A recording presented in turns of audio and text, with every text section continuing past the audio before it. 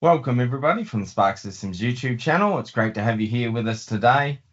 As always, we're having a look at our urban parking system today, and we're continuing to tell a story using Enterprise Architect. My name's Scott Hebbard. I'm joined today by Stephen Maguire, and I understand that we're going to have a bit of an introduction to BPMN processes. So could you tell us how to model each process in BPMN and how we do it in Enterprise Architect? Thanks for the introduction, Scott. Always good to be here. Yeah, we're going to be looking at business process model and notation process diagrams. That's all a bit of a mouthful, but essentially if you think about it simply, it's like the flow charts that people may be quite familiar with. So the sequence of things that you do in an organization to create some positive outcomes for your customers or for your own organization. And the business process model and notation has become the de facto language, the lingua franca, if you like, for creating process models. Now, in previous videos, we have had a look at a number of other types of business process diagrams or business process model and notation diagrams, the collaboration diagram, the conversation diagram, and a number of other diagrams as well. We can see those in our model, if you like. So if we go into our model, we can look at our business model, and we can see that there already are three types of diagrams: a collaboration, a conversation, and a choreography diagram. So these set the stage, if you like, for the more detailed business process diagrams. And these business process diagrams are the ones that people will understand, that you drill down from a higher level into a lower level. But as always, Scott, let's set our perspective in the tool. And we do that from the top right-hand corner. And just a refresher on the perspectives, this is a device in the tool, a mechanism in the tool to completely set the focus of what you're going to do and to, put away the things that you don't need at the moment. They don't disappear. All they're doing is hidden so that your focus can be on what you're doing. And as a modeler in various capacities, especially in the agile world, people are, swarming in on particular activities that they need to perform, and they may need to switch their perspective a number of times during a day, certainly a number of times during a week. We all end up being a little bit multifaceted and can do a number of different things. So we're going to set our perspective, and I've been working on the business rule model a little bit earlier today. But I'm going to set our perspective on business modeling, which is the perspective set, and we have a number of different perspectives in here. And the one that we want is BPMN, or Business Process Model and Notation. Now, Scott, this isn't something that the developers or the product owners at Spark Systems have made up. This is a worldwide standard for modeling business processes and also choreography diagrams, conversation and collaboration diagrams. Now, we have a number of patterns here that we can look at. We've got some simple models there, 3-level business process model. And this is a great starting point for people that are new to the tool or even new to business process model and notation. So this would be a useful thing to be able to inject a simple sample model. And you can see we've just got there activity A, activity B, inject it into your model, change the names, and you've already got an incredible start into modeling your business. But as always, I want to do things from first principles so that people learn how to start the model themselves. And then once they become competent, by all means, return to these very, very useful patterns to get that productivity gain. So we'll close the builder page. And as always, again, Scott, we look for somewhere in our project browser where to put these models. And what I'm going to do here is I'm going to put underneath business models, I'm going to create a new package, and I'm going to call it business processes. So this is the beginning of quite a large endeavor, and organizations can sometimes take 6 months or 12 months to model some of their business processes. And we're going to start here at this particular package level. So I'll put that below the business case and perhaps below these other BPMN diagrams. And I might just prefix that by BPMN. It's not completely necessary, but just so people understand that that's the standard that we're using. Yep. Enterprise Architect changes that. So what we need to do is create a new business process. So let's have a look at our toolbox, and we've got BPMN 2.0 there. Let's click on one of those, and you can see that the tool immediately changes to be focused on business process modeling. The toolbox has got all the elements and the connectors that we need to start our work. And all those elements defined in the specification for business process modeling and notation? Yeah, absolutely, Scott. They are all part of the notation. So like with any natural language, you know, if you're speaking to a Spanish person and speaking in Spanish, then you have to use the grammar and the words that are part of a Spanish dictionary. And if you start using a word from Swahili or something as part of your conversation, people are not going to understand it. So you need to stick to the language that you're using. And that's the beauty of this, that once you do this in Enterprise Architect, the models are universally understood by anyone that speaks this language. An incredibly powerful thing, and part of the, you know, the sort of universal standardization and the creation of the conversations that can occur between people from different natural languages. So a Spanish person or a person from France or from Germany can easily understand the syntax and grammar of these models. So let's make a start. We're going to create a new diagram here, and we'll call it a business process diagram. And we'll start with that one, create the diagram, and let's just call this business processes. So we'll keep that title there. I'll lose the BPMN prefix there, and we'll create the diagram. Now we're asked this question: create this diagram within a new business process. It is recommended to create an explicit business process or create the diagram directly within the package. Now in this particular case, we want to put this directly in the package because we will be creating our own business processes. So let's just go okay to that with that checkbox checked, and let's make a start. So one of the things that we need to do in our processes is to think about the value chain, and the value chain is the kind of starting in a way. So we'll come back to that, but we'll have that in mind, that we need to think about how these business processes are related to the value chain, because the value chain is describing, if you like, all of the activities, the important activities that are going on, the primary activities as well as the supporting activities. But let's drag a business process onto the diagram, and let's call it manage customers. That's a pretty generic title that might be applicable to any organization. Now notice they call it manage customers and not manage motorists, because the urban parking meter system, or the urban parking system, may have motorists that are registered, but they also may have corporates, actual organizations that are purchasing parking and other facilities for their staff. So managed customers is a bit more generic there.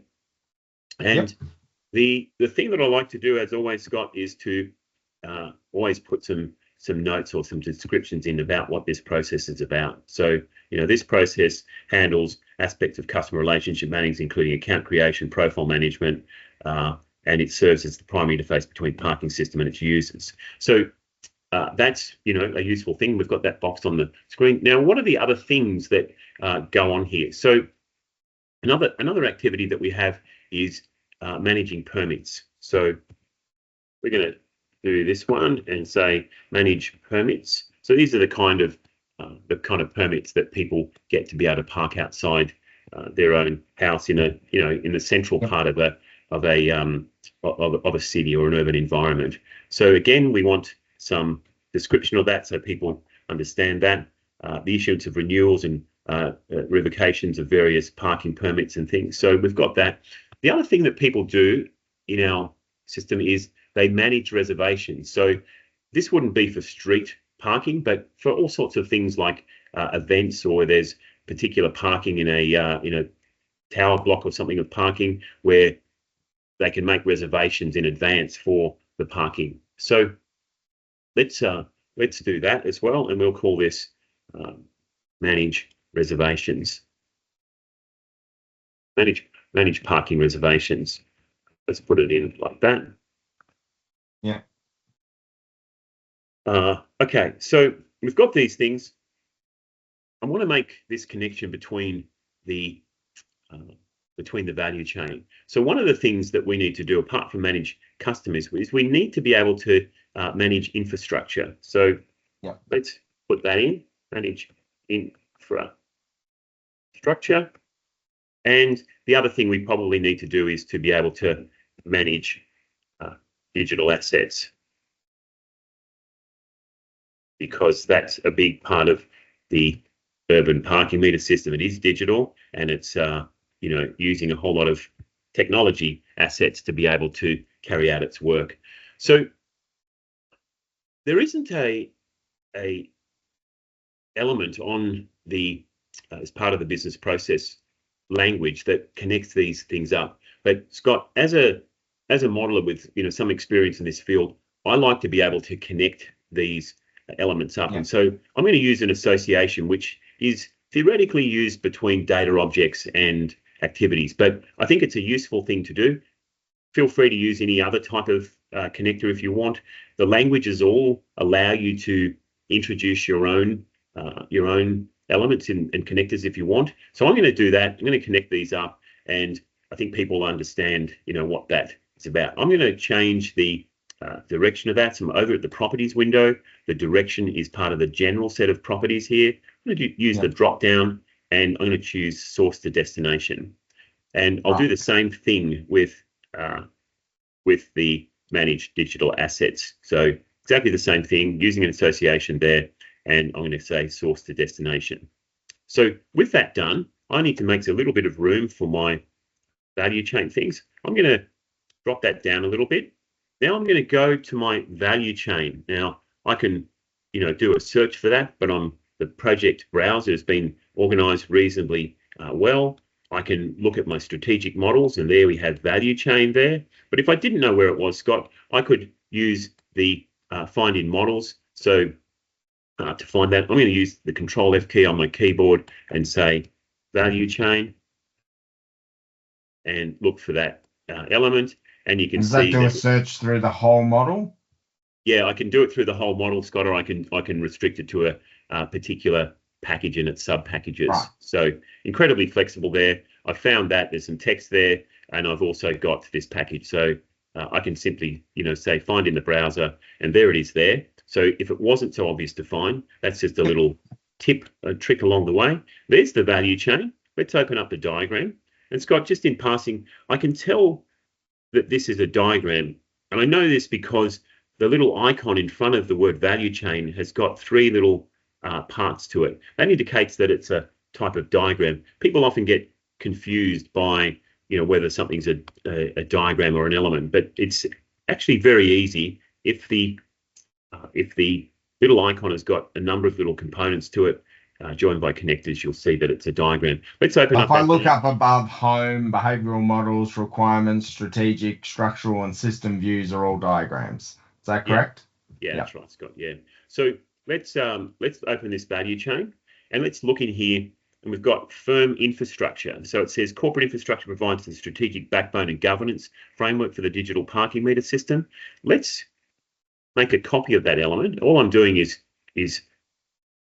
with the element selected, Control C on my keyboard, and let's return to our business process diagram, and let's just go Control V and paste it in. Now it's come in the same default size it was. I'm going to shrink that down a little bit.